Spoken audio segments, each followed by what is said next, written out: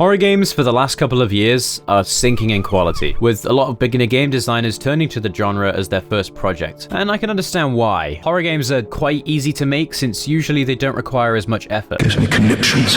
For example, if you want to scare the player, just stick a jump scare. That'll be sure to be effective for 0.2 of a second. Not enough? Just play a spooky MP3 of someone screaming. Perfect. We've got ourselves a horror game, boys. Anyway, because of this, it's hard to find horror games that are actually scary. Alright. Of course, the genre is subjective. I'm not speaking for everybody here. But my experiences with horror games have been... let's just say I don't really get scared by them as much anymore. I played them all. Slender, SCP Containment Breach, Five Nights at Freddy's... So as you can imagine, it's hard for me to find horror games that actually scare me. Also, can I just clarify something? No, nobody cares. When I say scare, I mean games that make me dread playing them. Ones that keep me constantly on edge and don't just overuse classic elements like jump scares and spooky MP3 files. After a year of on and off searching, and I'm not even kidding, I started looking after I made that Portal 2 retrospective video, I found one. I found a horror game that has me dreading even booting it up. One that, at least on the first playthrough, made me feel helpless against the terror of its mechanics and environment. The game being, It Steals.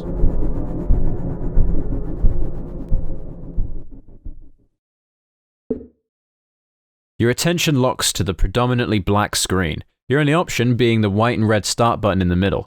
You click it and expect a main menu or some sort of tutorial, like most horror games. But instead, you're greeted with a hallway that looks like you just booted up Five Nights at Freddy's 2 No Events. Hello everybody and welcome to my Five Nights at Freddy's. With nothing but a flashlight to light your way, a high tone surrounds you, seemingly emitting from a blue light further down the hallway. Text appears on the screen that states, "Press R to check radar," and soon disappears, leaving you isolated and alone, not knowing what to do or where to go. On the surface, this is pretty typical horror stuff. Getting placed in a dark hallway with a flashlight and a radar, it's definitely not revolutionary. However, the way this game separates itself from other games in the genre is how it doesn't explain anything to you. The only tutorial you get is how to access your radar. You don't know why you need the radar or how it even helps you, but it's all you have. So you slowly try to piece together what your goal is. Just as a disclaimer, if you haven't played It Steals, I highly recommend doing it before watching this video if you want to experience it. If you don't really care and you just want to watch the video, you don't really want to play the game, that's fine. I just wanted to keep that in mind because the game is like a lot better if you play it blind, so enjoy the video. The goal of the game is to collect these blue orbs, whilst trying to keep a monster at bay.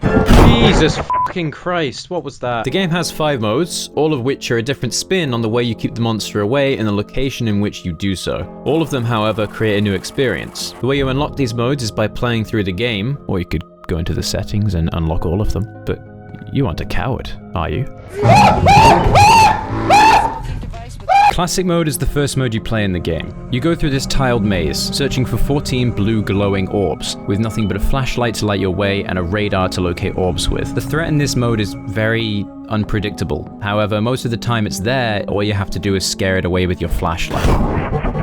However, occasionally, and again, unpredictably, it will get angry. It'll play a harsh and frightening screech noise, tell you to run, and chase you down relentlessly for 12 seconds. And I did test that, and it actually is 12 seconds. I was very proud of that. All the power you as the player has is to flee through this maze of a corridor, some paths of which have dead ends, causing immense tension as you scramble to find a quick escape from the creature that's hunting you down. This mode is about introducing you to the main goal of the game, and the threats that are hiding inside in a way that terrorizes you constantly. And believe me, going in blind to a game like this is the most terrifying experience I've ever had in a video game. What, no main menu? What was that? What? No. Okay, I'm just gonna run away. What's this? What? No, stop. Oh shit, man. That's a dead end! Okay, smartass. Once you've collected all the orbs in this maze of a map, while fighting off the imminent threat of whatever's hunting you, you're placed in a different room, one you haven't seen before in your time with the game.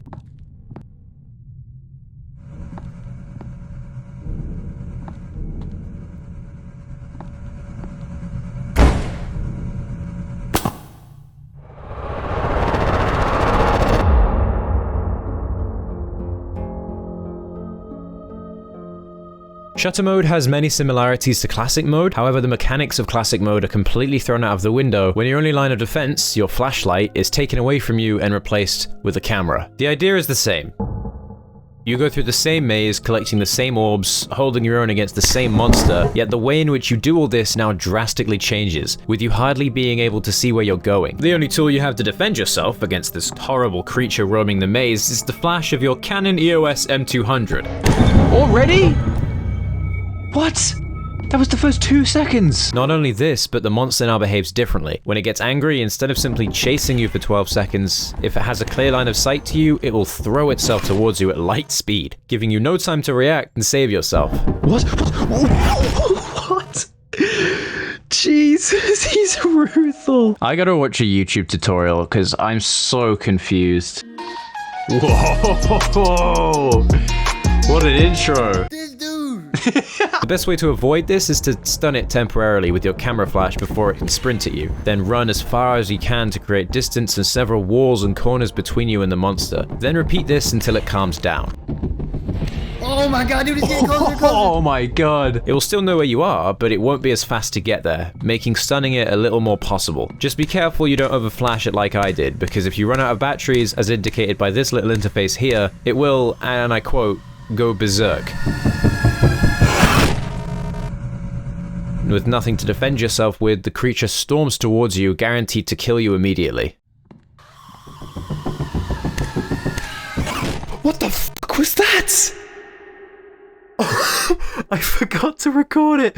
I finished it for the first time and I forgot to record it. You're absolute dunce. You're actually a I dunce. missed it. Now I don't have the footage and I'm gonna have to do it again. This mode, as you can probably tell, isn't very different to the previous one. Yet the simple idea of changing the behavior of the AI and reducing visibility nails in more the fact that there is no escape from the horrors that are hunting you down. But first... Hey you! Yes, you! Are you sick of YouTube not noticing you? Are you tired of getting 2 views a video? Then maybe you should try this 100% guaranteed trick to get more views and as a result, more subscribers. I call it begging. Now, if you don't believe me, look how it's benefited one of our valued customers. Hello everybody, my name is Unnamed76, and ever since I started begging for views on the internet, I've gained so many new subscribers. Only 35% of people who watch my videos are subscribed. You can change that by clicking the red subscribe button below this video. It's completely free and only takes 2. Also, apparently 100% of my viewers are female, so... Pog?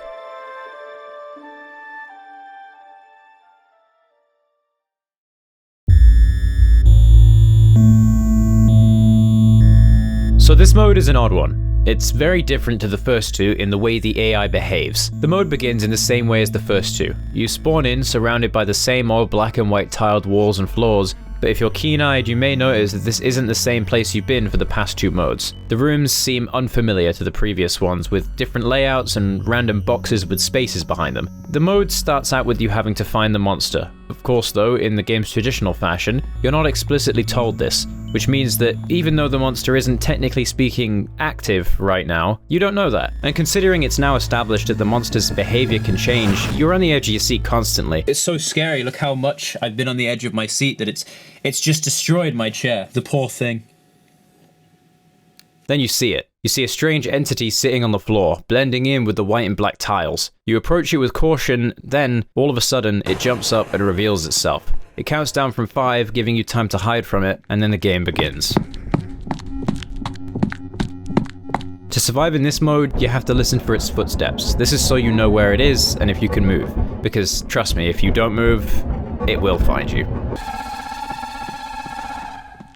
The goal is still to collect the orbs, but this time there's a lot more to collect. And now you have to do so whilst making sure you aren't caught by the monster, because if you are, it will tear down walls just to get to you.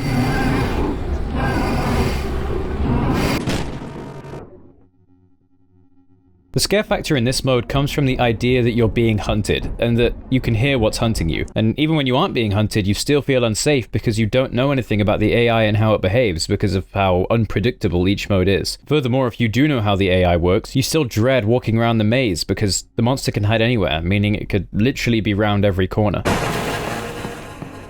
On completion of this mode, you're placed in an unfamiliar part of the map, with the text, "It's been fun," appearing on the screen. You walk forward to the door before you and nothing happens, until you look right and see the monster on the floor. The second you lay eyes on it, it begins to move into a standing position, leaning to it, ominously turning around to face you.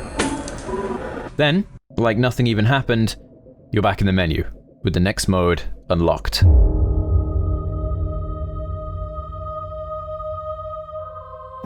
Living Halls is very different to the previous 3 modes. You spawn in a vault with a flashlight and a Series 6 Apple Watch.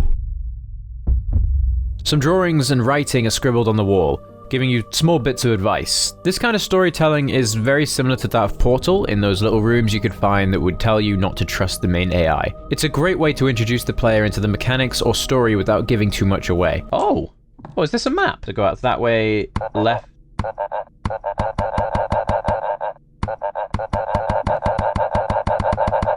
On the opening of the vault door, you're greeted to a vastly different looking hallway to the past 3 modes. The walls are covered in mold and an unnatural looking moss, making the place look like it's been abandoned for centuries. You walk out having little idea of what you're supposed to be doing, so you do the only thing you know to: collect the blue orbs. The orbs of which are a lot more spread out this time. Occasionally, you hear a sound that resembles something large stomping around you.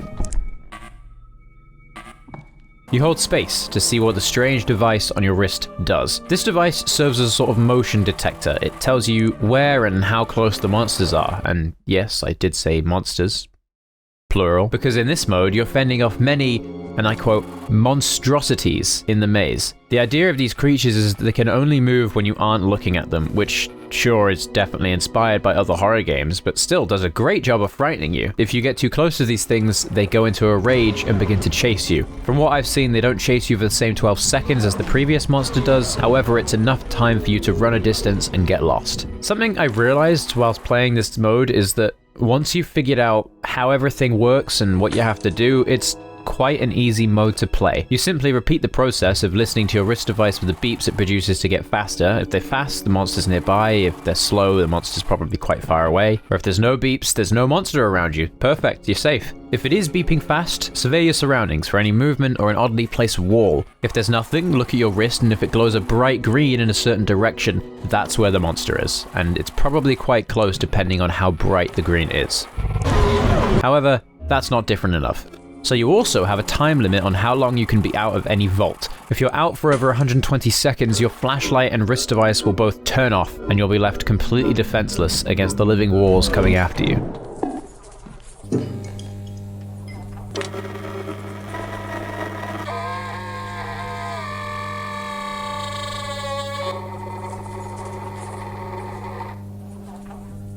This means that to be able to collect all the orbs, you need to get back to a vault every now and then to recharge your tools.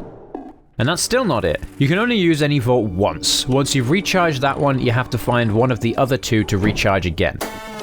All of these mechanisms working together makes a mode that is very unique from the rest of the game, and one that is definitely an interesting one to play if you can. Once you've collected all the orbs in this mode, you don't get placed in any different room or shown someone's PowerPoint presentation. You simply get text on the screen saying you win, followed by a few seconds of silence, and then...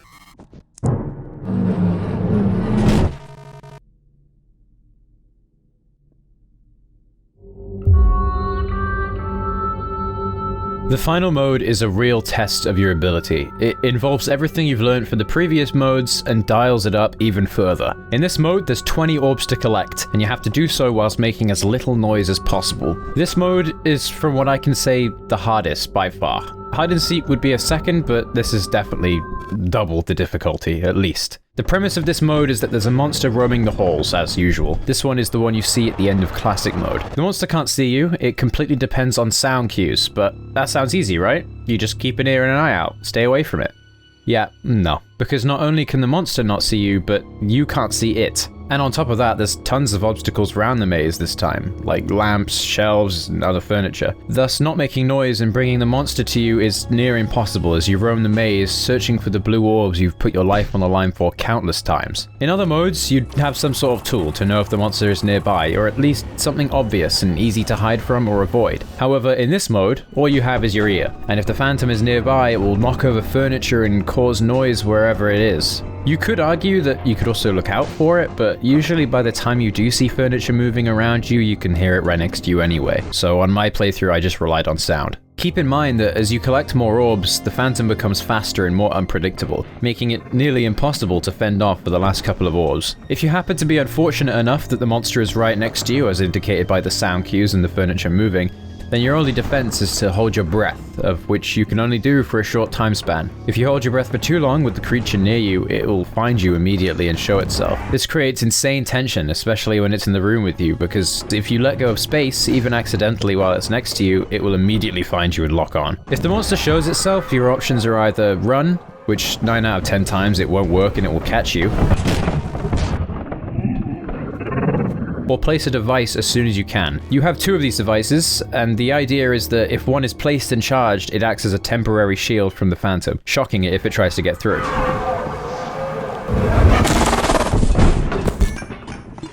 You can only use this device once, so you have a total of 2 escape attempts before you're kinda screwed. These devices take a while to charge too, so most of the time, unless you've placed one beforehand, if the monster shows itself, you place one and have to run in circles around corners to stall it as long as possible. And this monster is fast as hell, so if you try and escape down a long corridor, for example, it'll catch you. The only way to stall it is to constantly turn corners, because it slows it down.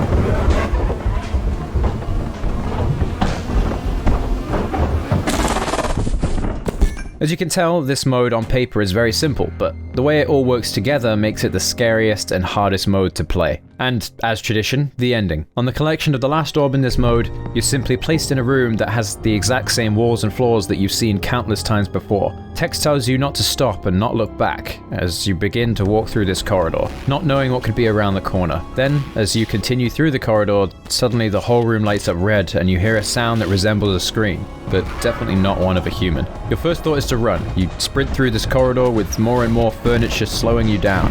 You keep running, never looking back, and then it catches you. And the end credits play.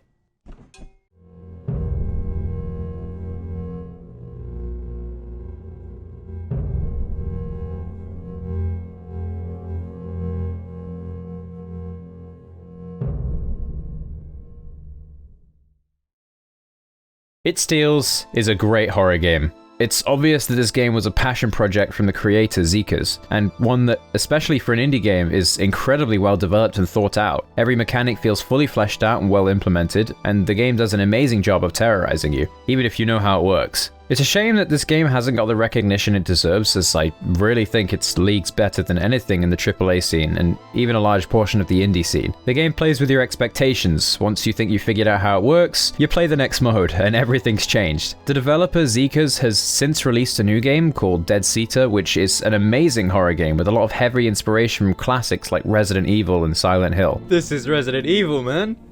Silent Hill, Resident Evil shit. There is more to It Steals. After you complete the game once, you get 5 new modes based on the previous ones, you know.